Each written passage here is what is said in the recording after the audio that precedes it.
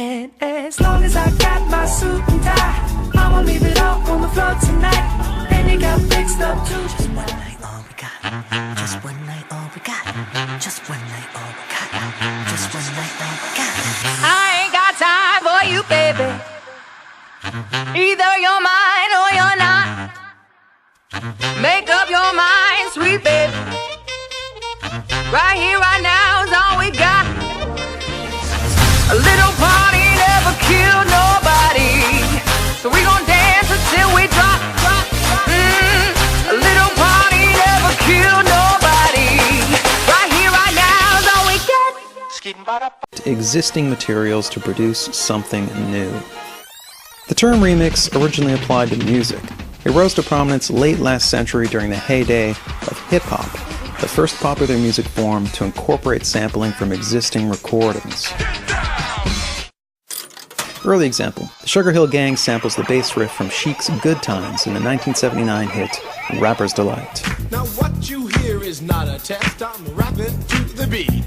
And me, the groove, and my friends are gonna try to move your feet.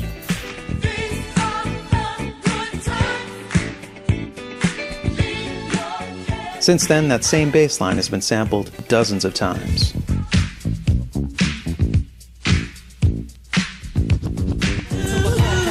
A scene, pulling up with Jodeci, blasting up a 15. I got the good life, no stripe, real nice. And I'm a papa, my son Trey. Eu sou velho caderninho de telefone, com o nome e o número de monte de mulher. E ele vai ligar.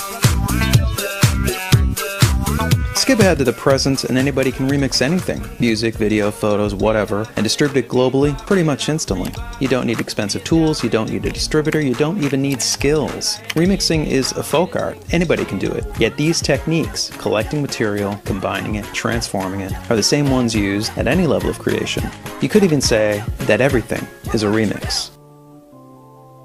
To explain, let's start in England in 1968.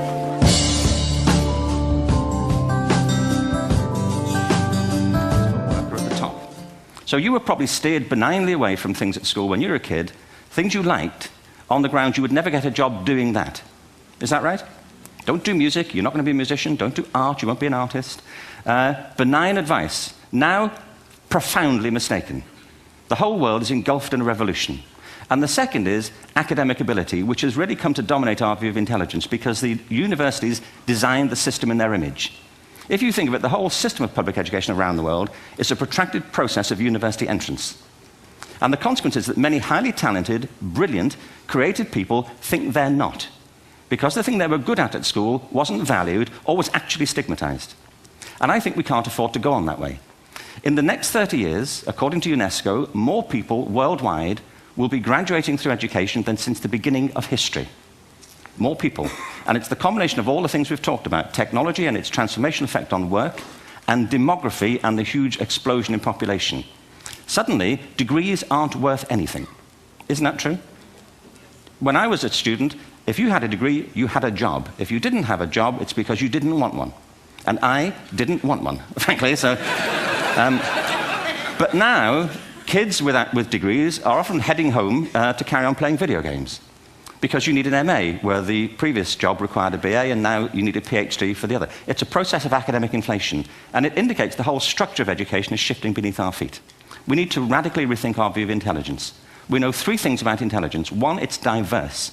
We think about the world in all the ways that we experience it. We think visually, we think in sound, we think kinesthetically, we think in abstract terms, we think in movement. Secondly, intelligence is dynamic. If you look at the interactions of a human brain, as we heard yesterday from a number of presentations, intelligence is wonderfully interactive. The brain isn't divided into compartments.